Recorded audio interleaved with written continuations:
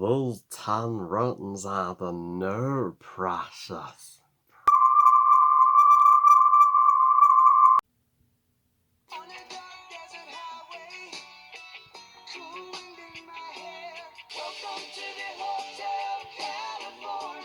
Shang-Chi and the Legend of the Ten Rings, directed by Destin Daniel Crescent, and is the 25th installment in the MCU overall, as well as the second MCU movie to be released in 2021 after Black Widow. So Shang-Chi and the Legend of the Ten Rings tells the story. It's a sort of a spin-offer to the Doctor Strange universe, as it does feature a character from Doctor Strange.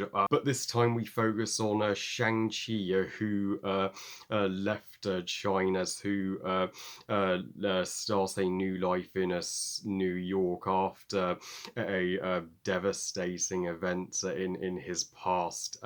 He's now living life with his friend Casey until he is summoned back to his homeland with his sister by his father, as his father is convinced that their mother is calling to him from her village. But the father does not realize he has been driven to madness and intends to destroy the mother's village as well as unleash an ancient evil. So it's up to Shang-Chi to confront his father and end his madness once and for all. To say the critics and Marvel fans have been gushing over this movie is an understatement. I mean, this movie surprisingly received a far more glowing reception than I ever could have anticipated. I thought it was going to get a meh reception, but it turned out the complete opposite. This is considered the best Marvel movie of 2021 and one of the best Marvel movies ever, whereas Black Widow and Eternals have just received,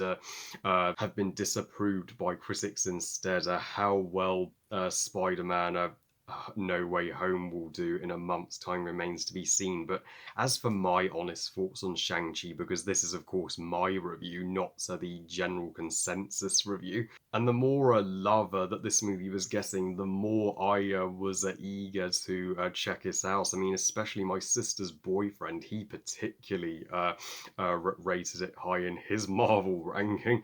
While I enjoyed Shang-Chi, it's not my personal favourite Marvel movie, not even close. This is by all accounts a unique movie and a fresh one for Marvel. But I do wish the story execution could have been done better.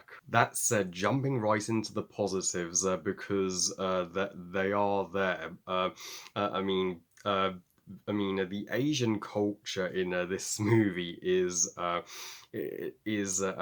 of this world stunning, and one of Marvel's most authentic and gorgeous looking movies, period. And I mean, especially the Mum's Village, where they meet their aunt, played by Michelle Mew. That was my favourite location in the movie, and the creatures there made me think of Pandora from Avatar, and they even gave me a Fantastic Beasts vibes. And you all know how much I love both Avatar and Fantastic Beasts. So whoever designed these creatures has one extraordinary imagination and is a pro at being a production designer. And I was never aware of the character of Shang-Chi before this movie. I mistakenly thought this movie was going to be about Doctor Strange's sidekick, but no, this is a brand new character, and this is one of the cases where Marvel took characters that were never talked about in the comics and made them timeless. Shang-Chi, while not a perfect protagonist, I will get to my issue with him in my negatives, but he is still a superb and a badass one who has to learn to be a better man than his father. And you feel more sympathy for him than most MCU protagonists, because I mean, he has not had the easiest upbringing, and so you really want him and his family to overcome all the shit that they've been through. The most surprising member of the cast was Aquafina as Casey. She was actually good in this movie. She was not annoying like in Raya and the Last Dragon, thank heavens. I mean, her performance here is so much better. She brought the hearts and expertly timed laugh out loud jokes to a MCU movie that's taking itself more seriously. I mean, sure, some of the jokes felt typical Marvel, just chucked in there just because they remembered it's still a Marvel movie and you've got to make the kids laugh somehow. Casey's jokes were the ones that worked, especially her a Hotel California reference, and the movie utilizes the Eagles Hotel California in the soundtrack wonderfully. It's given me more of an appreciation for that song. And she's just like, on a drunk desert highway. Oh, that was absolute genius. And she goes from being the naive sidekick to the real badass hero of the day in the third act. So when she shoots the arrow at the demon's throat, and there's no romantic chemistry between Shang-Chi and Casey. There's just friendship chemistry, which is uh, which is lovely to see a Marvel finally taking a break from romances and saying it's okay for a female and male to just be best friends sometimes. And Shang-Chi's sister, she was a kick-ass character too, and a inspiring queen as she taught herself how to fight and look after herself when no one else was. And Michelle Yeoh as their aunt was such a nurturing who was motherly and welcomed her niece and nephew into her village with open arms, and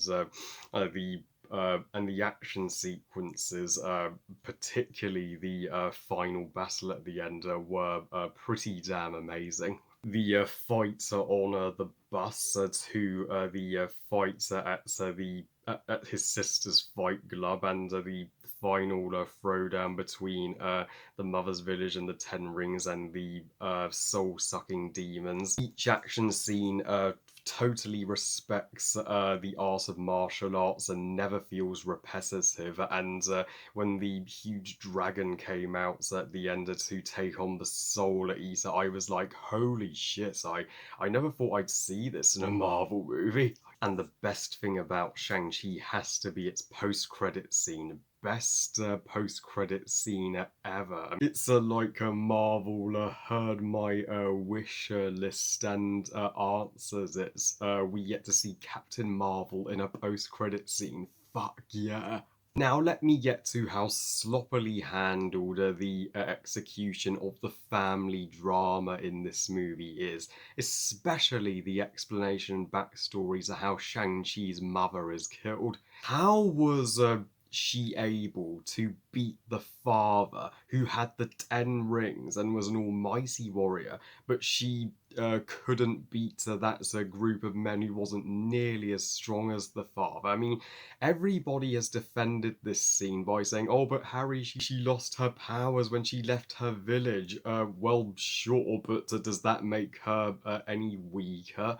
I mean, she still looked like a kung fu legend to me and should have been able to take on those guys no problem. They should have been a pushover for her. And I absolutely love the mother as a character. I thought she was one of the coolest mums in ever, and wanted way more from her in the movie. Why would she fall in love with the father in the first place? He was a ruthless man of war, and she was a peaceful woman of tranquility. They're like apples and oranges, and as beautiful as their first meeting is in the opening scene, the opening also was a better live action Mulan than the actual live action Mulan, by the way.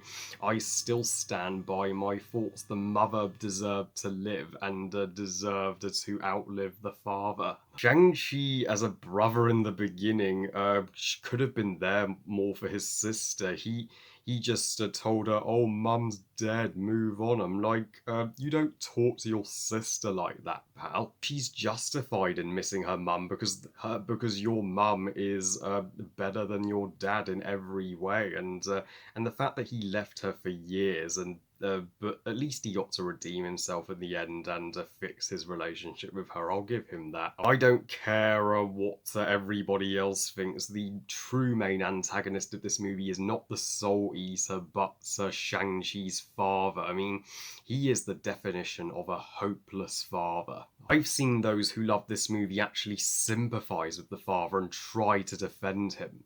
I'm afraid I can't agree. I'm sorry. I hated him. I mean, he completely put his son above his daughter and trained his son to be a cold blooded assassin. Didn't allow his daughter to train with the boys in his house and neglected her for an awfully long time. But at least the aunt was like to her niece, "You're not in your father's house. We train here as equals." Worst of all, he actually had the audacity to blame his son for what happened to his wife. Uh, Fuck you, dude. It was your fucking fault. So, what could Shang-Chi have done? He was only 7 with no fighting experience. It was your job and your responsibility to protect your wife. Where were you when she needed you? So, I didn't feel any sympathy for him whatsoever when he got his just dessert at the end. Overall, I can totally see why this movie surpassed expectations for critics and moviegoers with its stunning Asian culture and soundtrack and fight scenes and uh, girl power and fan favorite post credit scene, but it's lets her down from being perfect by its weakly executed family drama story. Personally, I just like Black Widow better. Unpopular opinion, though. I can tell this is going to be Gollum's favourite movie, though, with all those rings. I give Shang-Chi and the Legend of the Ten Rings 3 stars out of 5. Good movie. And amazing news, guys. Me and my sister have officially planned to go and see Spider Man No Way Home in cinemas this December, literally the day the full trailer dropped on YouTube. And once I've seen Eternals and No Way Home, I'll be able to rank Shang-Chi in the Marvel content of 2021. I mean, Shang-Chi's still gonna be better than Black Panther 2, right? How people are putting awesome movies like Fantastic Beasts: Secrets of Dumbledore, Avatar 2, and Aquaman 2: The Lost Kingdom on their least anticipated of 2020 lists, but not Black Panther 2. I have no fucking clue. Well, I love you guys. Thank you for watching. I hope you guys enjoyed this review. What are your thoughts on Shang-Chi and the Legend of the Ten Rings? Are you with the majority and think it's a peak Marvel, or are you with me in the minority and just think, nah, it's not quite that impressive? Please comment and let me know. Please like this video and subscribe. Please follow me on Twitter and Instagram, and I'll see you all next time when I continue my Marvel reviews as well as the Harry Awards. And remember, movies are us. Bye, guys.